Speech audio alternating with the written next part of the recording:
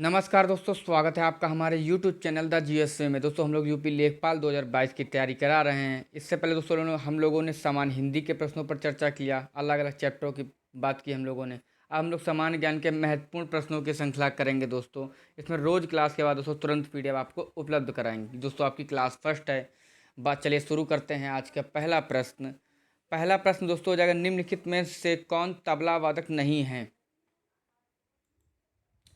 तो कौन तबला वादक नहीं है दोस्तों? तो ये हो जाएगा आपका सही उत्तर रामदास शर्मा। ऑप्शन सी इसका सही उत्तर हो जाएगा। रामदास शर्मा तबला वादक नहीं दोस्तों। जबकि जाकिर हुसैन, पंडित किशन महाराज और अहमद जान थिरकवाद जो कि दोस्तों तबला वादक हैं, याद रखिएगा, इंपॉर्टेंट है। और पंडित किशन महाराज की बात कर लें, जैसे कि ये पहले ऑप्शन है ये, तो ये दोस्तों हिंदुस्तानी शास्त्रीय संगीत के बनारस घराने से संबंधित हैं, याद रखिएगा, इंपॉर्टेंट है। नेक्स्ट, दूसरा प्रश्न। भारतीय हॉकी टीम के गोलकीपर देवेश सिंह चौहान उत्तर प्रदेश के किस जिले से हैं? दोस्तों जितने भी उत्तर प्रदेश से प्रश्न बने उन सभी को याद रख लिया, क्योंकि इम्पोर्टेंट है। चाहे खेल जगत से, मतलब, और फिल्म हस्ती से कलाकार हो, चाहे कोई भी हो, जिससे भी हो, गीतकार, संगीतकार, लेखक, जो भी उत्तर प्रदेश संबंध रखते हैं उन सभी को याद रख लीजिएगा। और जो भी चल रहा हो उत्तर प्रदेश में घटनाक्रम, उन सभी को याद रख लीजिएगा। इसका सही उत्तर हो जाएगा दोस्तों इटावा। ऑप्शन बी इसका सही उत्तर हो जाएगा। देवेश सिंह चौहान जो कि दोस्तों भारत के एक फील्ड हॉकी गोलकीपर हैं, जिन्होंने 2000 की शुरुआत में पुरुष राष्ट्रीय टीम के लिए अंतर्राष्ट्रीय पदार्पण किया था, और ये इटावा से संबंधित हैं। नेक्स्ट, तीसरा प्रश्न। राजगृह की सप्तपर्णी गुफा में कौन सी बौद्ध परिषद आयोजित की गई थी? इसके बाद दोस्तों मैं इसका चारों को आपको बताऊंगा सही से। तो राजगृह की सप्तपर्णी गुफा में दोस्तों पहली कौन सी दोस्तों? पहली बौद्ध परिषद आयोजित की गई थी। ऑप्शन डी इसका सही उत्तर हो जाएगा। दोस्तों इसी में बात करें दोस्तों, अजात शत्रु ने पहले बौद्ध परिषद का संरक्षण किया था, याद रखिएगा, और बुद्ध की मृत्यु उनके शासनकाल के दौरान ही हुई थी। अब दोस्तों बौद्ध संघ की बात कर लेंगे। इसमें बिच्छू दोस्तों, बिच्छू या फिर श्रमण और नन शामिल थे, जिन्होंने धम्म के मसालची के रूप में काम किया। अब बात कर लेंगे दोस्तों कौन कौन से परिषद हुए थे और कहाँ हुए थे और किसकी अध्यक्षता में हुए थे। जैसे कि परिषद बात कर लेंगे, पहली हुई थी 483 ईसा पूर्व में। ये कहाँ हुई थी दोस्तों? राजगृह में। कहाँ हुई थी? राजगृह में। और इसके अध्यक्ष कौन थे? महाकश्यप थे। दूसरी कब हुई थी? 383 ईसा पूर्व में। ये कहाँ हुई दोस्तों? वैशाली में हुई थी, और अध्यक्ष कौन थे दोस्तों? सबकामी। और तीसरी कहाँ हुई थी दोस्तों? 250 ईसा पूर्व में। कहाँ पे हुई थी? पाटलिपुत्र में। और इसके अध्यक्ष कौन थे दोस्तों? मोगलीपुत्र तिस। तथा चौथी कहाँ हुई थी दोस्तों? 72 ईसा पूर्व में कुंडल वन में हुई थी। कहाँ और किसकी अध्यक्षता में हुई दोस्तों? वसुमित्र की अध्यक्षता में हुई थी। नेक्स्ट, चौथा प्रश्न। निम्नलिखित में से कौन सा क्षेत्र सबसे अधिक क्षेत्रफल वाला जिला है? ये आपको उत्तर प्रदेश से, मैंने कहा ना, जितने भी प्रश्न बनते हैं उत्तर प्रदेश से, जनगणना से लेकर के सभी प्रश्न आपको याद रखना है क्षेत्रफल के लिहाज से। तो ये हो जाएगा दोस्तों आपका लखीमपुर खीरी। ऑप्शन डी इसका सही उत्तर हो जाएगा। लखीमपुर खीरी उत्तर प्रदेश में भारत का सबसे बड़ा जिला है, जो नेपाल की सीमा पर है, याद रखिए, इंपॉर्टेंट है। उत्तर प्रदेश में लखीमपुर खीरी हो जाएगा सही उत्तर। नेक्स्ट, पांचवा प्रश्न। स्पेन कर टैक्स किस प्रकार का कर है?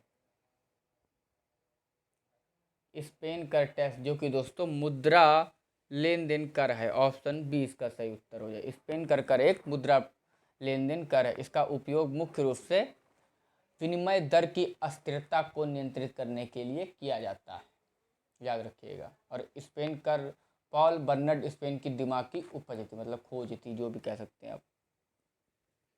नेक्स्ट, छठा प्रश्न। निम्नलिखित में से कौन नेटाल भारतीय कांग्रेस के संस्थापक थे? तो नेटाल भारतीय कांग्रेस के संस्थापक कौन थे दोस्तों? महात्मा गांधी। ऑप्शन डी इसका सही उत्तर हो जाएगा। क्या हो जाएगा दोस्तों? महात्मा गांधी। ऑप्शन डी इसका सही उत्तर हो जाएगा। और ये कहाँ दोस्तों बात, नेटाल भारतीय कांग्रेस की स्थापना महात्मा गांधी राष्ट्रपिता ने 1894 में की थी। कहाँ पर की थी दोस्तों? दक्षिण अफ्रीका में की थी। अब बात करें दोस्तों अन्य संगठन के नाम और उनके संस्थापक, जैसे कि दोस्तों गदर पार्टी, इसके संस्थापक कौन थे? लाला हरदयाल और काशीराम। ब्रह्म समाज के दोस्तों कौन थे? राजा राम मोहन राय, रामकृष्ण मिशन के कौन थे दोस्तों? स्वामी विवेकानंद। आर्य समाज के कौन थे दोस्तों? स्वामी दयानंद सरस्वती। और फॉरवर्ड ब्लॉक के कौन थे दोस्तों? नेताजी सुभाष चंद्र बोस। तथा भारतीय राष्ट्रीय कांग्रेस के कौन थे दोस्तों? ए.ओ. ह्यूम, जो कि दोस्तों 1885 में इसकी स्थापना हुई थी। और हिंदू महासभा की दोस्तों मदन मोहन मालवीय ने की थी। होम रूल लीग की बात करें दोस्तों, एनी बेसेंट और बाल गंगाधर तिलक ने किया था। कब किया था? 1916 ईस्वी में किया था। विश्व भारती की बात करें दोस्तों, रविन्द्रनाथ टैगोर ने इसके संस्थापक थे। तथा अभिनव भारत के दोस्तों वीर सावरकर थे। याद रखिएगा, इंपॉर्टेंट है सभी प्रश्न। नेक्स्ट 7वां प्रश्न, इलाहाबाद उच्च न्यायालय के वर्तमान मुख्य न्यायाधीश कौन है? तो इलाहाबाद उच्च न्यायालय के मुख्य न्यायाधीश दोस्तों राजेश बिंदल। ऑप्शन बी इसका सही उत्तर हो जाएगा। राजेश बिंदल इलाहाबाद उच्च न्यायालय के वर्तमान मुख्य न्यायाधीश हैं। और इनसे पहले कौन थे दोस्तों? संजय यादव थे। अब बात करेंगे दोस्तों इलाहाबाद उच्च न्यायालय की, तो इसकी स्थापना कब हुई थी दोस्तों? इसकी स्थापना हुई थी 17 मार्च। कब हुई थी दोस्तों? 17 मार्च 1866 को।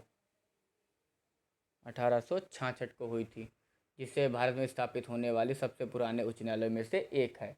तथा इलाहाबाद उच्च न्यायालय में कुल न्यायाधीश कितने हैं ये भी पूछ सकता है। सब यूपी की बात थोड़ी सभी याद रखें दोस्तों। तो ये है दोस्तों 160। कितने दोस्तों? 160, 160, जो भारत में सबसे अधिक है। इंपॉर्टेंट प्रश्न है। नेक्स्ट 8वां प्रश्न, रामबर स्तूप कहाँ स्थित है? तो रामबर स्तूप जो कि दोस्तों कुशीनगर में स्थित है। कहाँ पे? ऑप्शन सी, कुशीनगर में स्थित है, जिले में स्थित है। यह एक प्रसिद्ध बौद्ध स्थल है जो गंडक नदी के तट पर स्थित है। और भगवान बुद्ध ने अपना अंतिम उपदेश उत्तर प्रदेश के कुशीनगर जिले में ही दिया था। याद रखिएगा, बहुत इंपॉर्टेंट प्रश्न है। नेक्स्ट 9वां प्रश्न, कंट्रोल प्लस शून्य का क्या कार्य है? क्योंकि याद रखिएगा कंप्यूटर से भी 1-2 प्रश्न पूछे जा सकते हैं परीक्षाओं में आपके। तो कंट्रोल प्लस शून्य का कार्य क्या है दोस्तों? सेलेक्शन कॉलम हाइड करना। ऑप्शन ए इसका सही उत्तर हो जाएगा। क्या हो जाएगा दोस्तों? सिलेक्शन कॉलम हाइड करना। मतलब उसको चाहे गाढ़ा कर सकते हैं, हाइड कर सकते हैं, जिस जो भी आप समझ पाएँ। एक्सेल में दोस्तों रो या कॉलम को हाइड या अनहाइड करने के लिए दोस्तों रो और कॉलम को छिपाने और दिखाने के लिए कई समर्पित कीबोर्ड शॉर्टकट हैं। जैसे कि दोस्तों कंट्रोल+9 रो को छिपाने के लिए किया जाता है, तथा कंट्रोल+0 कॉलम छुपाने के लिए। कंट्रोल+9 रो को छुपाने के लिए और कंट्रोल+0 कॉलम छुपाने के लिए किया जाता है। नेक्स्ट 10वां प्रश्न, राज्य सरकार के मंत्रियों को किसके द्वारा पद की शपथ दिलाई जाती है? तो राज्य सरकार के मंत्रियों को दोस्तों राज्यपाल के द्वारा शपथ दिलाई जाती है। ऑप्शन बी इसका सही उत्तर हो जाएगा। मंत्रिपरिषद सामूहिक रूप से दोस्तों राज्य के विधान परिषद के प्रति उत्तरदायी होता है। याद रखिएगा, इंपॉर्टेंट है। अब बात नहीं, ये आपका सही उत्तर हो जाएगा। नेक्स्ट 11वां प्रश्न, भारत छोड़ो का नारा किसने दिया था? तो भारत छोड़ो का नारा किसने दिया था दोस्तों? भारत छोड़ो का नारा दिया था यूसुफ मेहर अली। ऑप्शन बी इसका सही उत्तर हो जाएगा। प्रतिष्ठित भारत छोड़ो का नारा समाजवादी कांग्रेस नेता और 1942 में भारतीय राष्ट्रीय कांग्रेस आंदोलन के कम प्रसिद्ध, मतलब बहुत कम प्रसिद्ध हुए थे दोस्तों, नायक यूसुफ मेहर अली द्वारा गढ़ा गया था। इनके द्वारा रचित किया, जो भी बोल सकते भारत छोड़ो का नारा दिया गया था।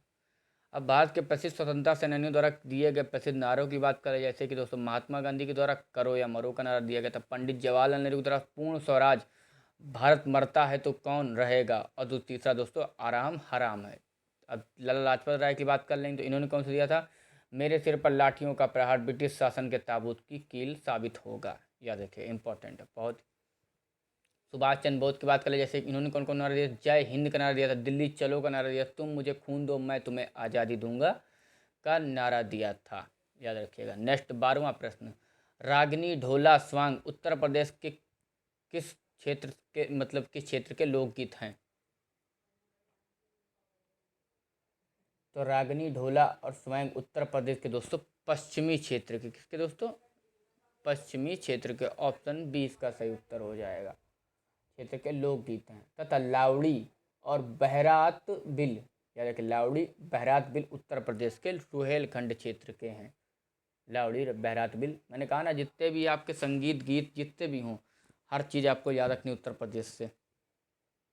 और उत्तर प्रदेश के अन्य लोकगीत की बात करें जैसे दोस्तों कहारवा, ये विवाह के समय कहार जाति द्वारा किया जाता है। तथा बच्चे के जन्म के जश्न बनाने के लिए कौन सा किया जाता है दोस्तों, सोहर गाया जाता है। और कजरी को दोस्तों सावन मानसून के महीने में महिलाओं द्वारा गाया जाता है, याद रखिएगा। नेक्स्ट 13वां प्रश्न, गबन पुस्तक किसके द्वारा लिखी गई थी? तो गबन दोस्तों लिखी गई थी प्रेमचंद की चंद जी के द्वारा। किसके द्वारा दोस्तों? प्रेमचंद की जी के द्वारा लिखी गई थी। यह पुस्तक 1931 में कब लिखी थी दोस्तों? 1931 में। 1931 में मुंशी प्रेमचंद द्वारा लिखी गई थी। प्रेमचंद का मूल नाम क्या है दोस्तों? धनपत श्रीवास्तव, याद रखिएगा, इंपॉर्टेंट है, धनपत श्रीवास्तव। और इनके प्रतिष्ठित उपन्यासों में दोस्तों कौन सी बात कर लेंगे? गोदान, कर्मभूमि, गबन, मानसरोवर और ईदगाह शामिल है।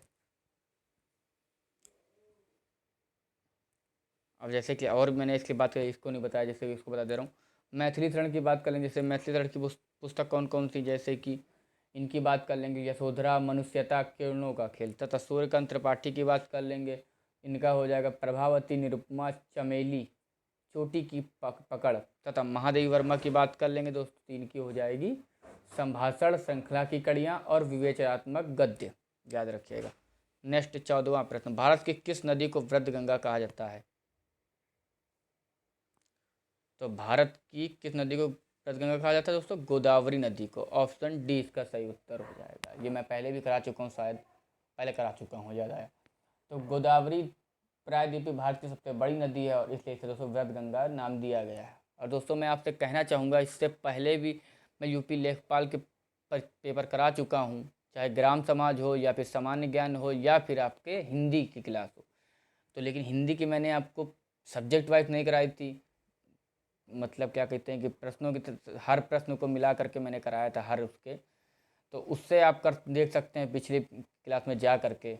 और ऐसे तो मैं करा ही रहा हूँ, लेकिन पहले दोस्तों 20-20 22 क्लास हो चुकी है उनकी, याद रखिएगा। नेक्स्ट 15वां प्रश्न, एशियाई जंगली गधा कहाँ किस में पाया जाता है? किस क्षेत्र में पाया जाता है, ये भी बोल सकते हैं आप। तो एशियाई जंगली गधा जो कि दोस्तों कच्छ के रण में पाया जाता है। ऑप्शन सी इसका सही उत्तर हो जाएगा। कच्छ का रण भारत में ज़्यादातर गुजरात में और सिंध पाकिस्तान के कुछ क्षेत्रों में हिस्सों में स्थित है। और कच्छ के रण के दोस्तों शुष्क क्षेत्र जंगली गधे का निवास स्थान है। और कच्छ का रण प्रवासी पक्षियों के लिए दोस्तों लोकप्रिय है। आप तो पूछ सकता है प्रवासी पक्षियों के लिए लोकप्रिय कौन सी जगह है दोस्तों? कच्छ का रण, याद रखें। यहाँ पे सर्दियों के समय साइबेरियन क्रेन बड़ी संख्या में कच्छ के रण में आते हैं। दोस्तों आई होप आपको वीडियो अच्छी लगी हो। अगर अच्छी लगे तो इसको लाइक करें, कमेंट करें एंड प्लीज़ चैनल को सब्सक्राइब करें। धन्यवाद।